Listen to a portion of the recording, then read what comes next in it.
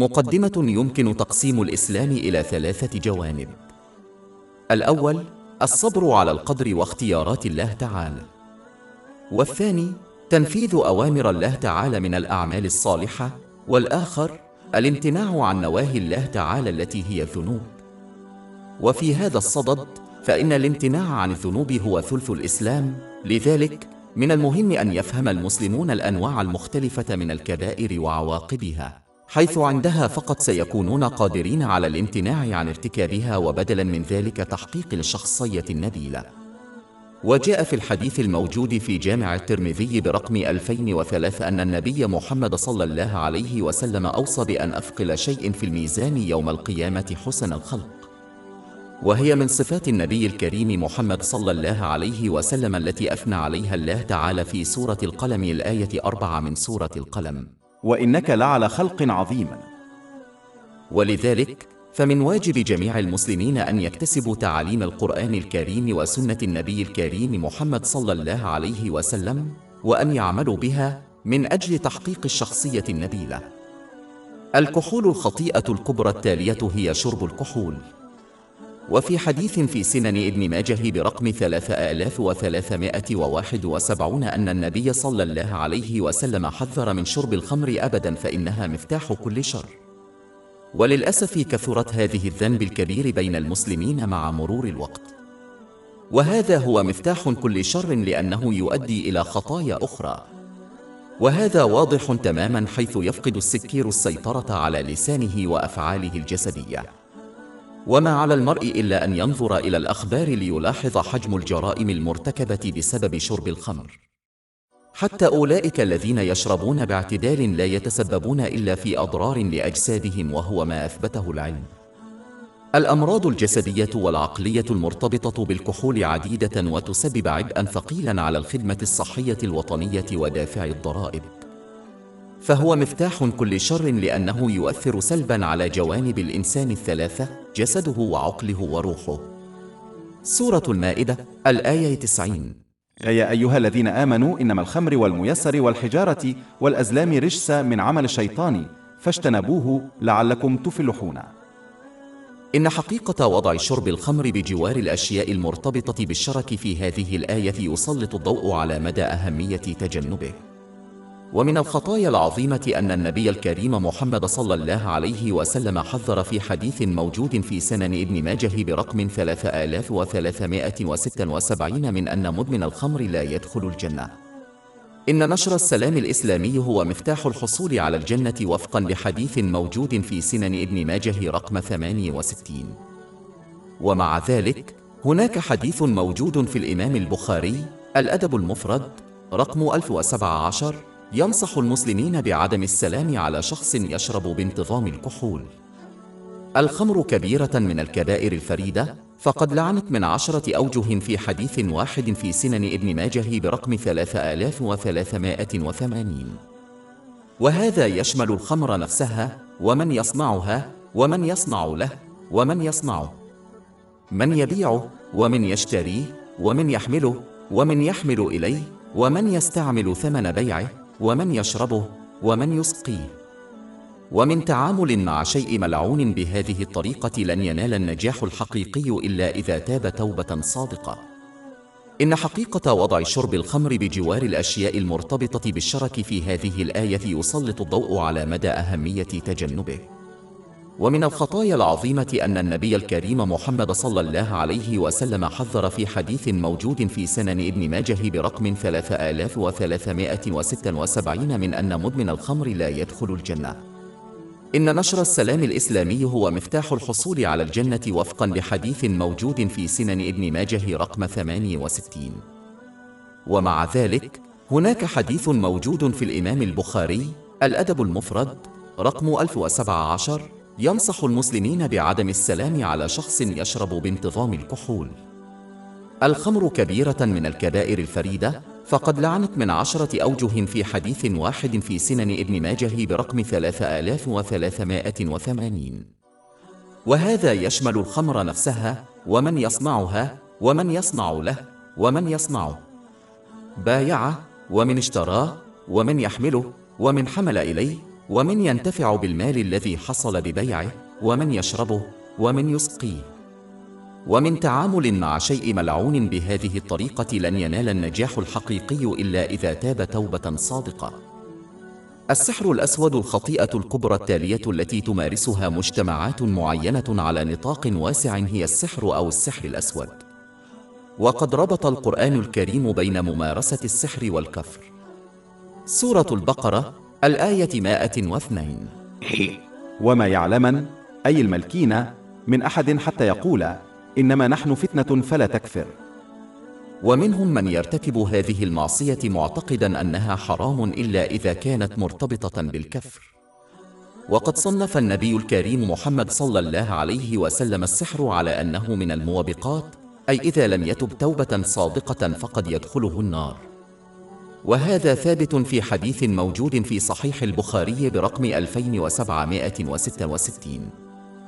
وهي كبيرة من كبائر الذنوب، إذ يعتقد من يفعلها أنها تغير قدر الله تعالى، أي أنه يمكن أن ينافس ويتحدى قدرة الله تعالى المطلقة، وهو كفر مبين. ولذلك يجب على المسلمين تجنب هذه الخطيئة الكبرى القاتلة بأي ثمن. كسر الوعود الخطيئة الكبرى التالية هي كسر الوعود عمدا وعدم الثقة. ولسوء الحظ فإن بعض المسلمين يتصرفون وكأنهم لن يتحملوا مسؤولية وعودهم. سورة الإسراء الآية 34. وأوفوا بكل التزام. في الواقع الالتزام دائما الذي سيتم حوله موضع شك، وهذا يشمل جميع الأمانات التي عنده من الله تعالى والناس. وكل نعمة يملكها فقد استودعها الله تعالى، ولا سبيل إلى أداء هذه الأمانات إلا باستخدام النعم فيما يرضي الله تعالى. وهذا سيضمن حصولهم على المزيد من النعم، لأن هذا هو الامتنان الحقيقي. سورة إبراهيم الآية 7. وإذ تأذن ربكم لئن شكرتم لأزيدنكم. الثقة بين الناس مهمة للوفاء بها أيضا، ولا يجوز للمؤتمن على متاع غيره أن يسيء استعماله ولا يستخدمه إلا حسب رغبة صاحبه.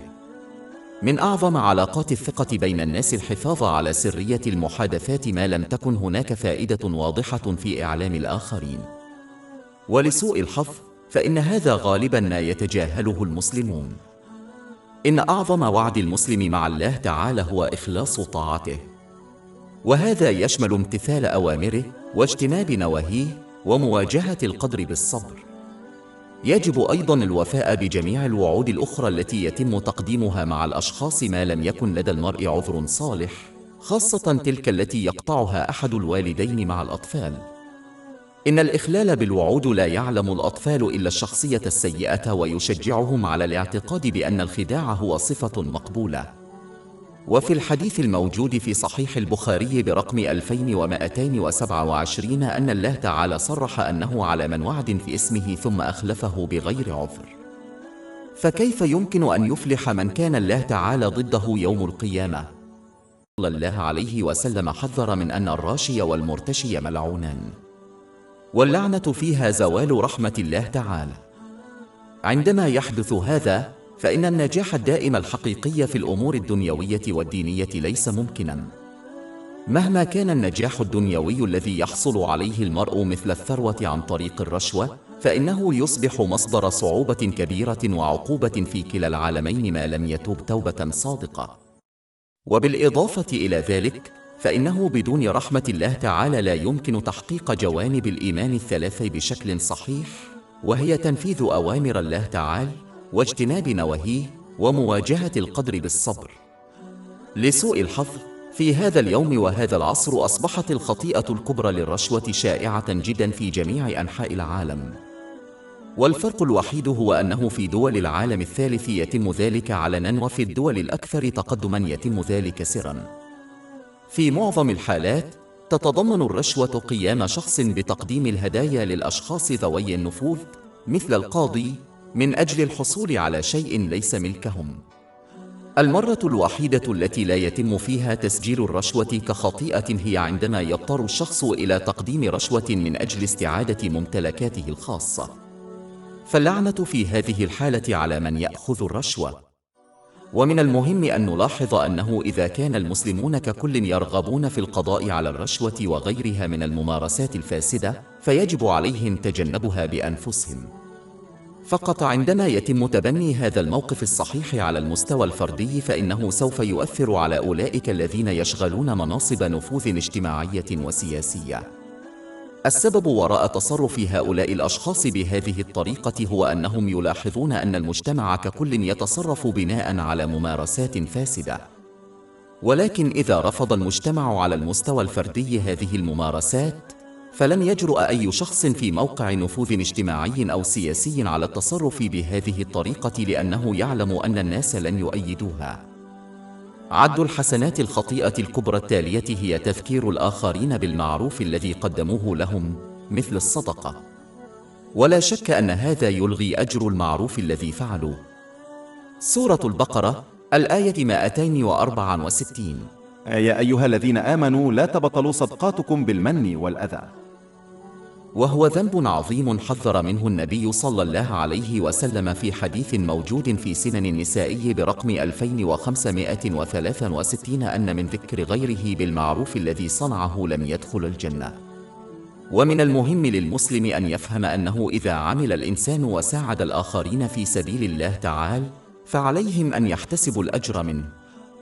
أما إذا ذكروا غيرهم بالمعروف الذي صنعوه، فإن ذلك لا يدل إلا على أنهم فعلوا ذلك من أجل الناس، أي أنهم يريدون نوعا من العوض من الناس. ويقال للذين يعملون الصالحات من أجل الناس أن ينالوا أجرهم يوم القيامة، وهو أمر لن يكون ممكنا. وهذا ثابت في حديث جامع الترمذي برقم 3154. عدم احترام الوالدين الخطيئة الكبرى التالية هي عدم احترام الوالدين. إن البر بالوالدين أمر معروف على نطاق واسع بين المسلمين، ولكن للأسف يفشل الكثيرون في أداء هذا الواجب المهم. وقد جعل الله تعالى إحسان الوالدين إلى جانب عبادته فقط في مواضع كثيرة من القرآن الكريم، مثل سورة الإسراء الآية 23. وقضى ربك لا تعبدوا إلا إياه وبالوالدين إحسانا، يا إما يبلغن عندك الكبر أحدهما أو كلاهما فلا تقل لهما أف ولا تنهرهما وقل لهما قولا كريما. في الواقع هذه الآية نفسها تحرم على المسلمين أن ينطقوا بكلمة واحدة بسبب إزعاج والديهم. وفي موضع آخر من القرآن الكريم جمع الله تعالى بين شكره وشكر الوالدين. سورة لقمان الآية 14. أن أشكر لي ولا والديك. ومع ذلك هناك أحاديث لا تحصى في الأمر بالبر بالوالدين، ويكفي حديث واحد في سنن ابن ماجه برقم 3662 لفهم أهميته. وقد أجاب النبي الكريم محمد صلى الله عليه وسلم على من سأل عن حق الوالدين بأن الولد جنة أو نار، أي من أحسن إلى والديه في سبيل الله تعالى فقد يدخلهما بذلك الجنة، لكن الذين يسيئون إلى والديهم ربما سيدخلون جهنم بسبب ذلك. على الرغم من أن طاعة الوالدين طالما أنها لا تنطوي على معصية الله تعالى أمر صعب للغاية، خاصة أنه في هذا العصر يجب على المسلمين أن يحاولوا التحلي بالصبر وعدم الجدال مع والديهم. إذا اختلف المسلم معهم فيمكنه ويجب عليه الحفاظ على احترامهم في جميع الأوقات. القمار الخطيئة الكبرى التالية هي القمار. إن حقيقة وضع القمار بجوار الأشياء المرتبطة بالشرك في الآية التالية يسلط الضوء على مدى أهمية تجنبه. سورة المائدة الآية 90. يا أيها الذين آمنوا إنما الخمر والميسر والحجارة والأزلام رجس من عمل الشيطان فاجتنبوه لعلكم تفلحون. وقد أوصى النبي الكريم محمد صلى الله عليه وسلم في حديث موجود في الأدب المفرد للإمام البخاري برقم 1262 أن يتصدق المسلم بصدقة تعويضا عن قوله لآخر يراهن. إذا كان الحديث عن الرهان له عقوبة، فهل يمكن للمرء أن يتخيل خطورة المقامرة فعليا؟ القمار لا يدمر الشخص فحسب، بل يدمر كل من يرتبط به مثل عائلته، ويرتبط بالعديد من الخطايا والحالات الأخرى مثل إدمان الكحول والاكتئاب. قد يربح الشخص بعض الثروة من خلال المقامرة، لكن على المدى الطويل سيكون خاسراً. إيذاء الجيران. الخطيئة الكبرى التالية هي إيذاء جاره ظلماً. وفي حديث موجود في صحيح البخاري برقم 6014، أوصى النبي محمد صلى الله عليه وسلم بالحث على الإحسان إلى الجيران حتى ظن أن الجار يصبح وارثاً لكل مسلم. ولسوء الحظ غالباً ما يتم إهمال هذا الواجب، على الرغم من أن معاملة الجيران بلطف هي جانب مهم من جوانب الإسلام. بادئ ذي بدء. من المهم أن نلاحظ أن جار الشخص في الإسلام يشمل جميع الأشخاص الذين يعيشون في 40 داراً في كل اتجاه لبيت المسلم. ثبت هذا في الأدب المفرد للإمام البخاري رقم 109. لقد ربط النبي الكريم محمد صلى الله عليه وسلم الإيمان بالله تعالى واليوم الآخر بالإحسان إلى الجار في حديث موجود في صحيح مسلم برقم 174.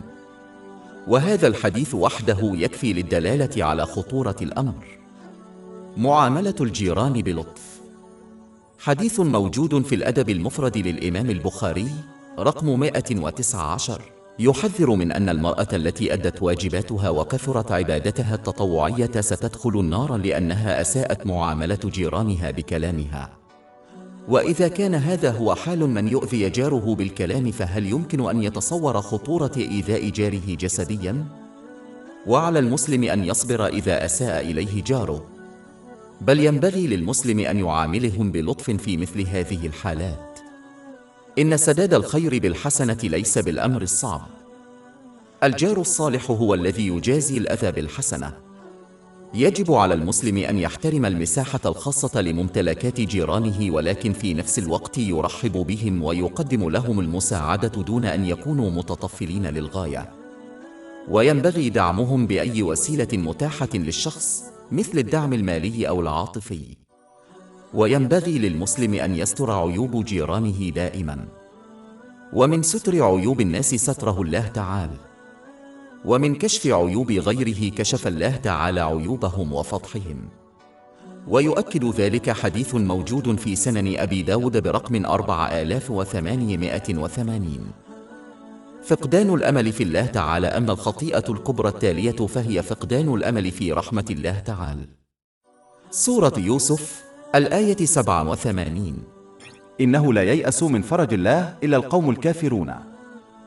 وفي حديث موجود في جامع الترمذي برقم 2459 بين النبي صلى الله عليه وسلم الفرق بين حقيقة الرجاء في رحمة الله تعالى وبين التمني. الأمل الحقيقي هو أن يضبط الإنسان نفسه ويجتنب معصية الله تعالى ويجتهد في الاستعداد للآخرة. وأما المتمني الأحمق فيتبع أهواءهم ثم يرجو من الله تعالى أن يغفر لهم ويحقق أمنياتهم. ومن المهم بالنسبة للمسلمين ألا يخلطوا بين هذين الموقفين حتى يتجنبوا العيش والموت كمفكر متمني، لأن هذا الشخص من غير المرجح أن ينجح في هذا العالم أو في العالم الآخر. إن التمني مثل المزارع الذي فشل في إعداد الأرض للزراعة، وفشل في زرع البذور، وفشل في سقي الأرض، ثم توقع حصاد محصول كبير. هذه حماقة واضحة، ومن غير المرجح أن ينجح هذا المزارع. أما الأمل الحقيقي فهو كالفلاح يهيئ الأرض ويزرع البذور ويسقيها، ثم يرجو أن يرزقه الله تعالى حصادا كثيرا. والفرق الرئيسي هو أن صاحب الأمل الحقيقي سيجتهد في طاعة الله تعالى بتنفيذ أوامره والاجتناب عن نواهيه ومواجهة القدر بالصبر على سنة النبي محمد صلى الله عليه وسلم عليه. وكلما زلوا تبوا توبة صادقة. في حين أن المتمني لا يجتهد في طاعة الله تعالى، بل يتبع أهواءهم وينتظر أن يغفر الله تعالى لهم ويحقق أمنياتهم. لذلك يجب على المسلمين أن يتعلموا الفرق الرئيسي حتى يتمكنوا من التخلي عن التمنيات، وبدلا من ذلك يعتمدون الأمل الحقيقي في الله تعالى الذي لا يؤدي دائما إلا إلى الخير والنجاح في كلا العالمين. وقد دل على ذلك حديث موجود في صحيح البخاري برقم 7405. يكذب ربما تكون الخطيئة الكبرى التالية هي الخطيئة الكبرى الأكثر شيوعا، وهي الكذب المستمر. لسوء الحظ يعد الكذب خطيئة شائعة جدا في المجتمع اليوم، على الرغم من أن النبي الكريم محمد صلى الله عليه وسلم وصف هذه الخطيئة على وجه التحديد بأنها جانب من جوانب النفاق. وقد ثبت ذلك في حديث موجود في صحيح البخاري برقم 2459. والكذب غير مقبول سواء كان كذبا صغيرا أو كذبا على سبيل المزاح. والحقيقة أن الذي يكذب ليضحك الناس ليس غرضه خداع أحد، فقد لعن 3 مرات في حديث واحد موجود في جامع الترمذي برقم 2315. وإذا كان الكذب في المزاح ملعونا، فهل يمكن تصور خطورة ذلك؟ من الكذب أثناء محاولة خداع الآخرين. هناك نوع آخر شائع من الكذب الذي يتحدث به الناس غالبا معتقدين أنه ليس خطيئة، وهو عندما يكذبون على الأطفال. ولا شك أن هذا معصية حسب الأحاديث مثل تلك الموجودة في سنن أبي داود برقم 4991. ومن الحماقة الواضحة الكذب على الأطفال، لأنهم لن يكتسبوا هذه العادة الخاطئة إلا من الكبير الذي يكذب عليهم. إن التصرف بهذه الطريقة يبين للأطفال أن الكذب أمر مقبول عندما لا يكون متوافقا مع تعاليم الإسلام. يرغب جميع المسلمين في صحبة الملائكة، ولكن عندما يكذب الإنسان يحرم من صحبتهم. بل إن النتن الذي يخرج من فم الكذاب يبعد عنه الملائكة ميلا. وهذا ما يؤكده حديث موجود في جامع الترمذي برقم 1972. ولا يجوز الكذب إلا في حالات نادرة ومتطرفة، على سبيل المثال الكذب من أجل حماية حياة شخص بريء. ولذلك يجب على المسلمين تجنب جميع أشكال الكذب بغض النظر عمن يتحدثين.